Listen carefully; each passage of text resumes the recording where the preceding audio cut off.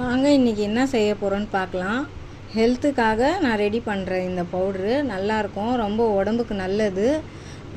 பச்சை பருப்பு 50 gram, உடச்சக்கல்ல 50 gram, கருப்பு அரிசி இருக்குது பார்த்திங்களா, அது ஒரு 50 கிராம், பச்சை பயிறு 50 கிராம், உளுந்து 50 கிராம், பாதாம் 50 கிராம், முந்திரி 50 கிராம், ஏலக்காய் தேவையான அளவு நல்லா வறுத்து இந்த மாதிரி ஆற வச்சுட்டு பவுட்ரு பண்ணணும். பாலில் மிக்ஸ் பண்ணி நல்லா காய்ச்சி சாப்பிடணும். நல்லா ரொம்ப டேஸ்ட்டாக இருக்கும், ஹெல்த்தியாக இருக்கும். இப்போ நான் இந்த பவுடர் ரெடி பண்ணி உங்களுக்கு காமிக்கிறேன். எல்லாமே நல்லா ஆறட்டும். இது மிக்ஸி ஜாரில் போட்டு நல்லா பவுட்ரு பண்ணி நம்ம அரைச்சி ஸ்டோர் பண்ணி வச்சுக்கலாம். இது ஒரு வயசுலேருந்து எவ்வளோ வயசு வரைக்கும் குடிக்கலாம்.